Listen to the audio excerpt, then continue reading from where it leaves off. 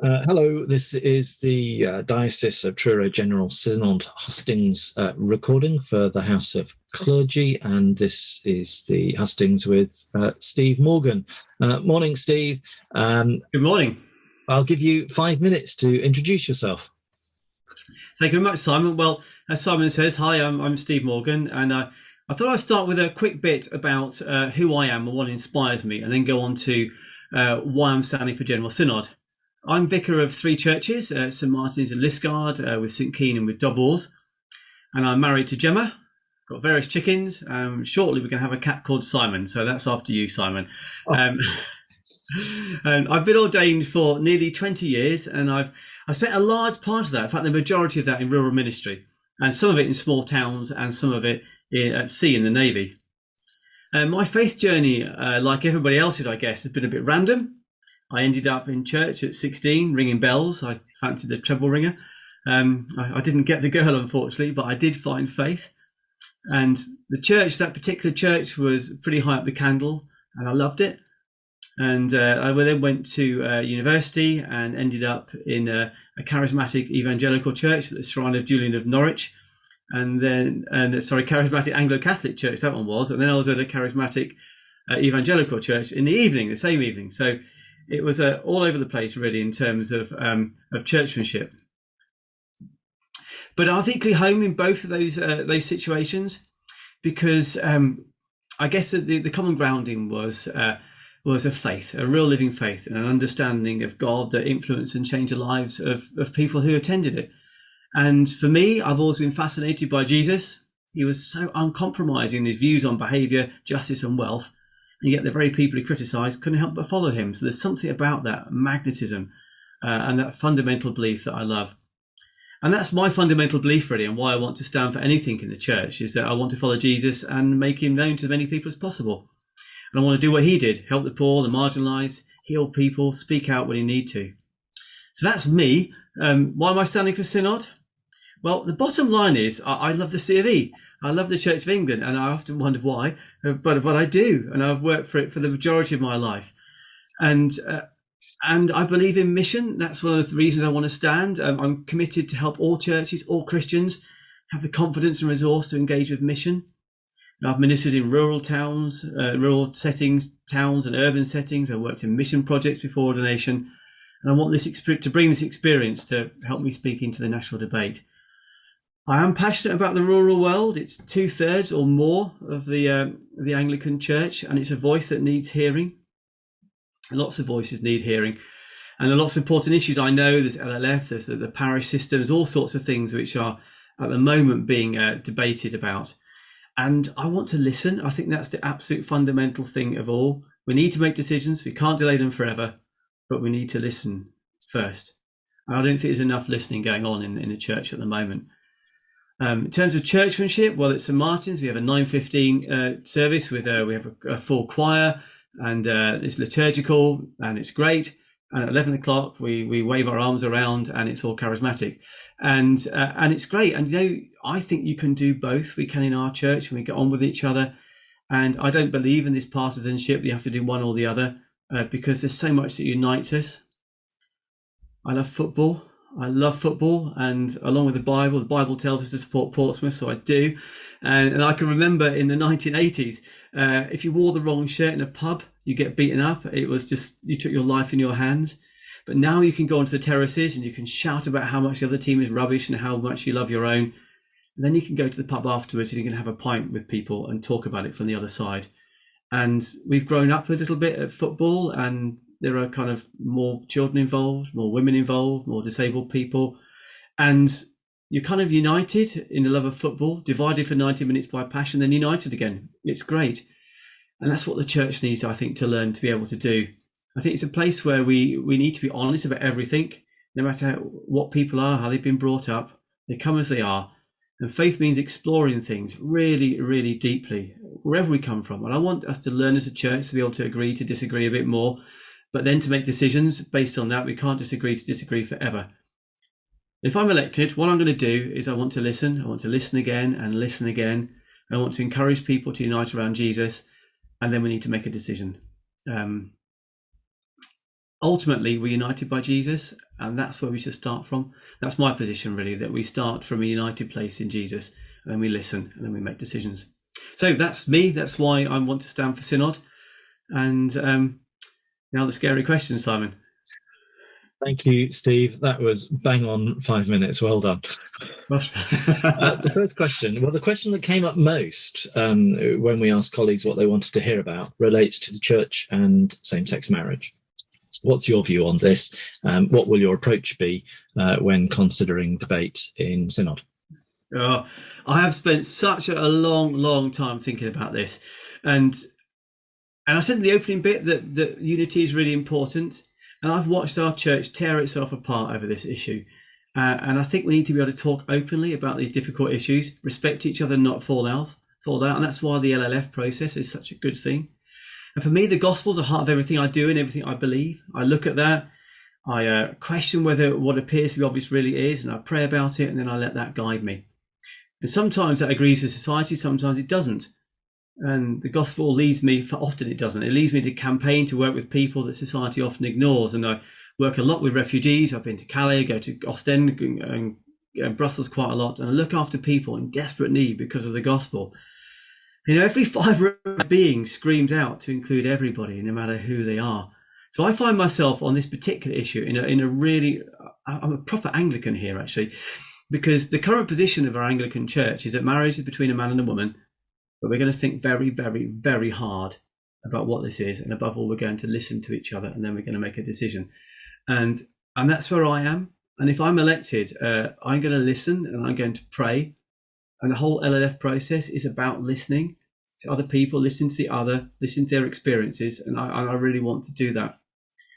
And I don't think, as I said, there's enough listening going on. And if we all went to Synod with clear-cut partisan views and all we do is argue, we need to listen, we need to make a decision. So that's where I am at the moment. I'm thinking really, really hard. Thank you. Thanks, Steve. Campaigns under the banner Save the Parish have had a lot of publicity recently. What would you take to General Synod from the issues that they raise? I read through the manifesto, and I share their core beliefs. The parish is at the heart of the Church of England. It's the best form of evangelism, and the front line is first. And I've been a parish priest for a very long time, and if I didn't believe all that lot, then I would be wasting my time. And so I believe the parish system is great, but I do believe it needs some work. And I'm currently vicar of 3 churches. In the past, I've had 6, and some of my colleagues have a lot more than that. And it's really hard work, I know, leading so many different communities. And add to that all the stuff about safeguarding and compliance and PCC meetings and so on. And it can be exhausting. And I know colleagues do find that really hard. So something's got to change. The bottom line for me is that parish system is great. That doesn't have to change. But we've got too many buildings, some of them in the wrong place, and the whole system of governance is hugely cumbersome. The Archbishop of Canterbury said we need to be simpler, humbler and bolder, and I agree with that. And we've done that here in our church, and we've reached out, and we've met people where the Church of England just doesn't normally reach, because we're privileged. We've got the capacity to do that. You need capacity. Beforehand, in a previous diocese, not this one, I used to get really fed up with endless ideas from the diocese to try and inspire me to do new things landing on my desk. And I think the cry that goes up from so many parish priests is, we don't need ideas, we don't need inspiration. What we need is capacity, and we need resources. So if I'm elected, what I would do is I would bring a deep love and experience of the parish to the table, along with a real desire to do something positive, to release our clergy to do what they love most and what they're best at, which is mission, community and pastoral care. That's what inspires us, and the parish is brilliant at doing that, but it needs reforming, and I want to be able to be a voice to do that. Thank you, Steve.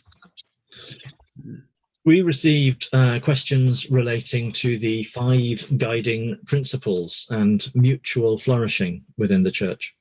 Where do you stand on the priestly and episcopal ministry of women? So, I'm really sad that this question has come up. I really am. I'm not surprised, but I'm sad. I think we ought to have solved this by now. But the fact it's come up either means that many women still feel they're struggling to be taken seriously, or that there's still a view that they shouldn't be in ministry. I served on a warship with a female captain, and it was just kind of normal. and you put your ultimate trust, your life, in the hands of the person in charge of a worship.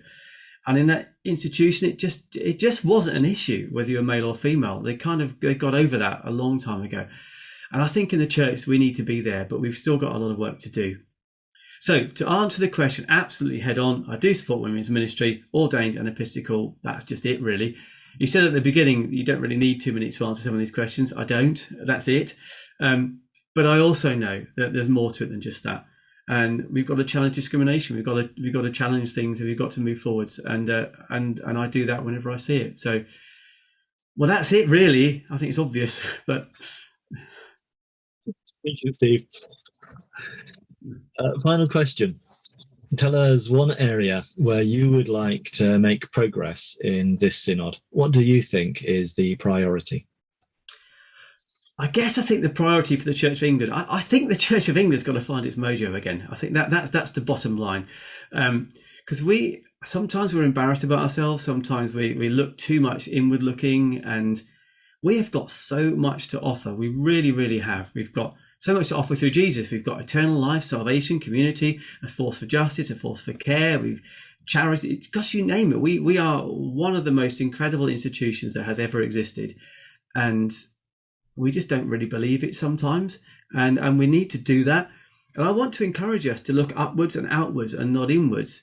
We've got to look inwards. I know we've got issues to sort out and we need to deal with those, but the nation does not need to hear us endlessly washing our dirty linen in public and going on and on about it. We need to sort it out, get it sorted, and the nation needs to hear about the love of Jesus, to be inspired by the Holy Spirit, and to know the love of God.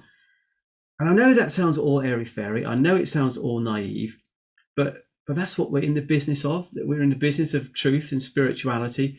And I think that's what's going to change our nation. So yes, there are difficult issues to do, but what I want to do really is do in my own small voice, try and do something to help us recover our belief in ourselves again. Thanks, Steve. So those are the 4 questions. We'll give each of the candidates 5 minutes for any closing remarks. Maybe pick up on anything from the questions or anything else really you want to do. So 5 minutes, however you want to use it, Steve. Thank you. I won't take up 5 minutes. I think I've taken up far too much of everybody's time. But I just want to say this really, that if you elect me, I'm going to listen. I'm going to be a voice for Cornwall and a voice for the rural small town church. There's pretty much all of us here. Those voices need listening, and I have nothing against the big boys and girls of the big churches in London. They're great, and I have many friends as part of it. But we've got a voice too, and I think it needs listening too. And that's one of the things I really want to do, to be able to campaign and talk for us. But finally, Jesus was full of grace and he was full of truth, and that's actually impossible if you think about it. But somehow he managed it. I know that some of our churches emphasize truth more than others, and they emphasize what they believe in. And some of our churches emphasize grace more than others, and they're in the welcoming. And they're both right. But we as a church, we try and find a middle ground between those two, and that's impossible. We can't do that. But that's why we have such a diverse church. And I absolutely love the church that it is, because there's another way. We can hold all these different things together within the love of Jesus, and they're all completely and totally incompatible. Yet somehow they're all truthful and they're all gracious. And that for me is the Church of England. It's a kind of gloriously incompatible mess of grace and truth. And that's what life is, and that's why we can speak to people. And if we can, as a church, really fire ourselves up to be that for everybody else, then we can do wonders in our nation. And we've got some really difficult areas to work in. I work in Lisgar, which is one of the poorest areas in Cornwall, and we see the mess of life all over the place. But somehow bringing the love of God into that it just transforms people's lives. General Synod for me is, I know it's a legislative body, but it's the body which really oversees everything, and it does speak into the nation. And churches don't exist in just in themselves. We're part of a big body, and I think we need to remember that, all of us. And in my own way, I'd love to speak into the big body so that it can help us on the ground, because ultimately it's the local that matters. It's the one thing we can do as a Church of England. We can out-local people, and that's what we need to do.